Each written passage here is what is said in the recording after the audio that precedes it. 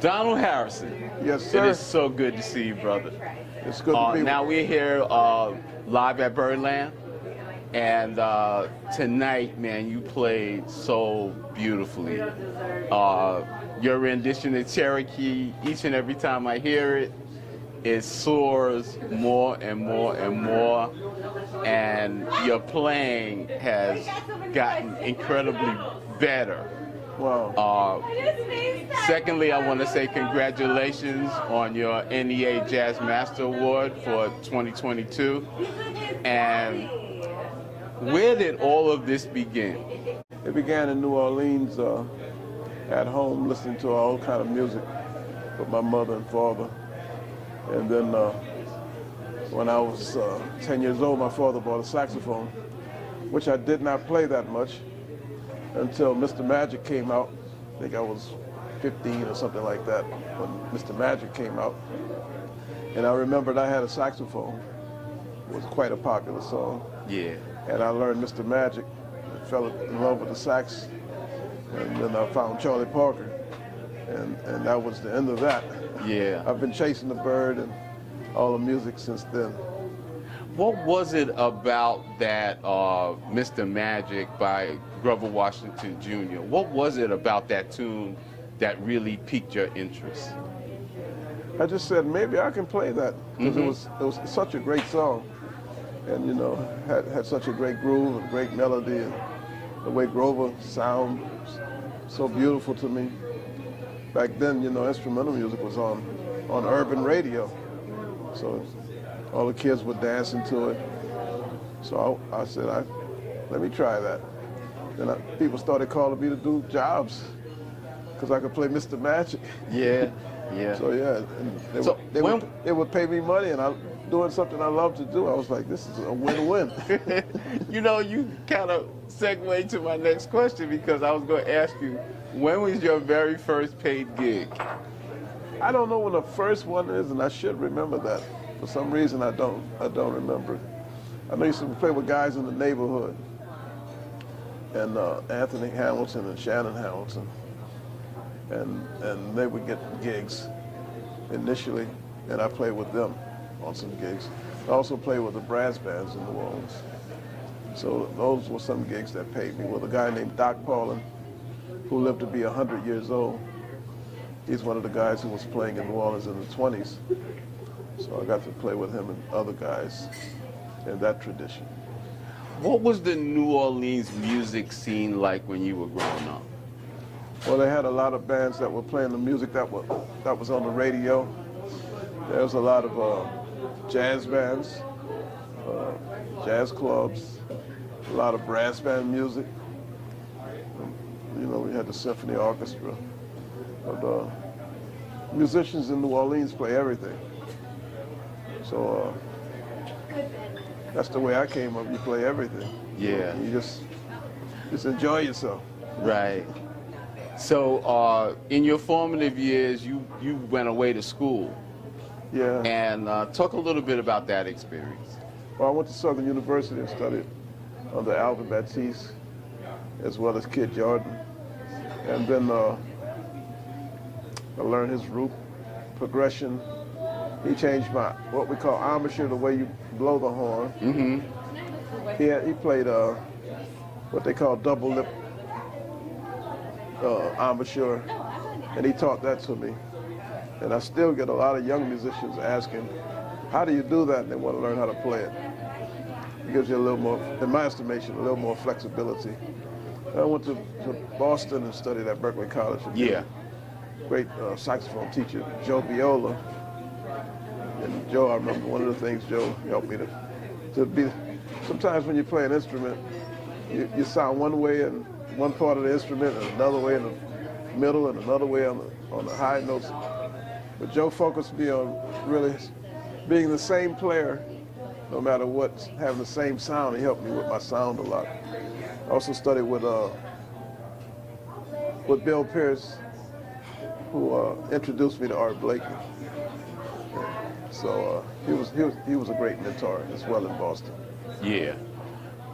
So now when you left Berklee, you just jumped right into the jazz scene right away. I remember had been playing with Jack McDuff and Roy Haynes and later Art Blakey. What was that experience like coming right out of college? Well, first I was playing with Roy Haynes while I was at Berkeley. Yeah? And Jack McDuff, yeah. I played with those guys while I was still in college. And then Art Blakey called me, and his schedule was so extensive, I had to make a choice to stay in school or go with Art Blakey. So I said, well, you're going to school to learn how to play with Art Blakey. Art Blakey's calling you now. So you can go back to school, but maybe Art Blakey won't call you again. So I went with Art. Yeah. But, you know, first time I played in New York was with Roy Haynes. Yep. At the Cool Jazz Festival on 52nd Street.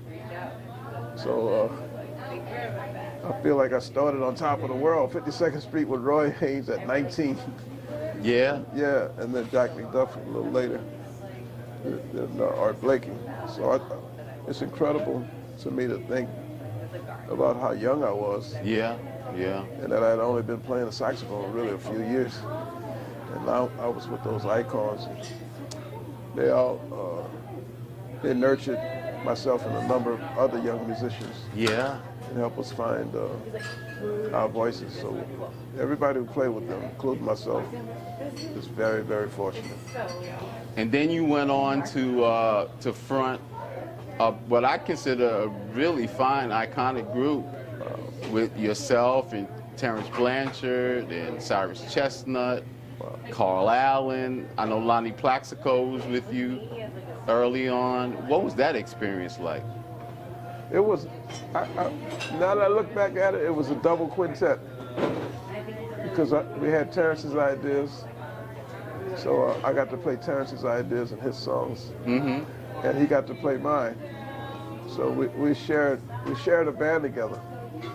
We had things that we were doing together, but then we were developing two separate concepts in the same band. So that's a very unique situation. Yeah. Where you have two guys who are influencing each other, but also amending themselves to the concept of the other person. So that was a good period for me. Yeah.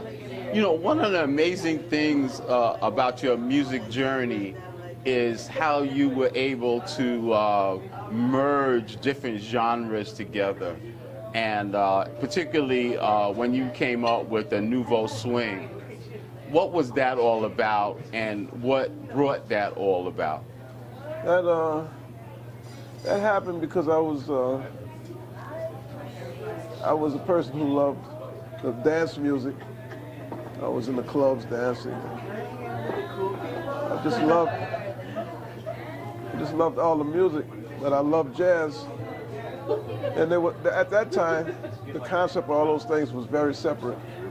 And then one day I heard that they could be together. Yeah. And then I heard the sound in my head of them being together. And I started writing music in it. And I guess I was right. Yeah. That they could be together, and it could be another entity. Yeah. When you put them together. You know, lately you've incorporated hip hop in your repertoire, and how did that come about? Well, you know, some people know that I was with the Notorious B.I.G. when he was young. That's right. But I was always in the hip hop, and I was experimenting on hip hop and jazz, but I never put it out. I got songs with me rhyming on hip hop tracks, straight hip hop tracks that a lot of people haven't heard. But at some point I just said, you need to just go ahead and put it together and release this music that's inside of you. Yeah. So I started doing it, and now we're just moving forward in a lot of hip hop jazz ideas. You know, we just did a thing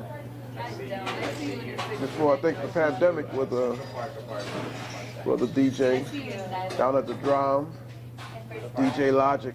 Yeah. And we want to do some more of that, but we got cut off a little bit. Yeah, I was at that last performance. Yeah. With you.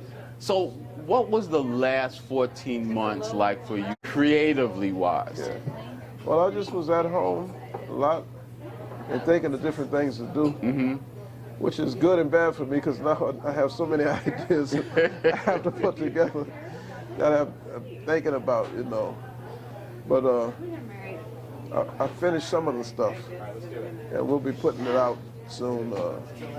Got a few more songs. I did the Magic Touch, which you just heard here, which is like stretching it far, far, but still got a dance feel.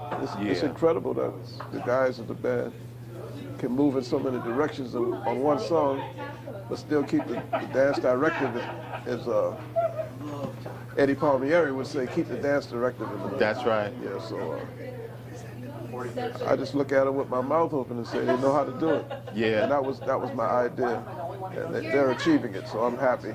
Yeah. We got some other stuff that'll be coming out soon. Right.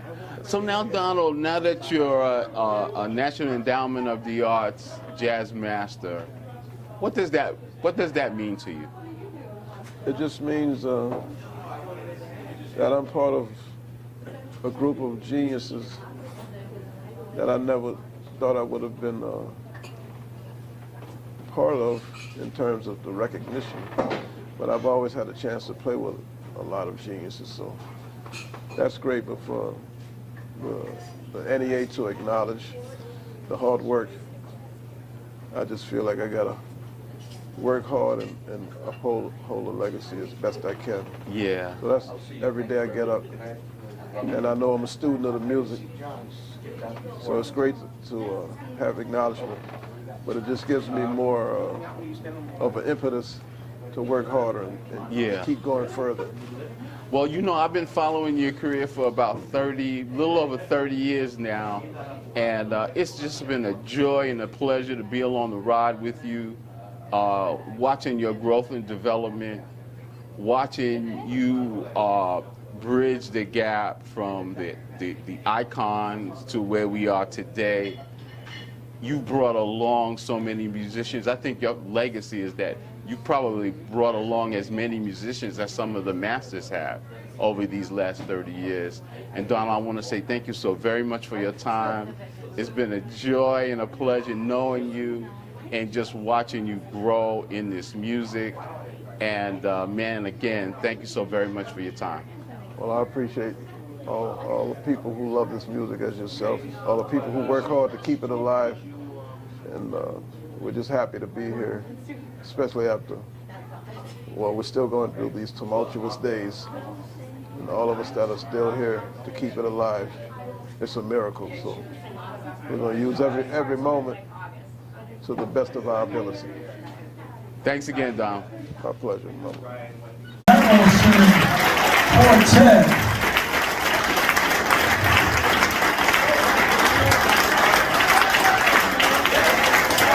Donald Harrison Quartet. And ladies and gentlemen, just a reminder, the quartet will be here Friday and Saturday night. There are 2 shows each night, so please tell a friend.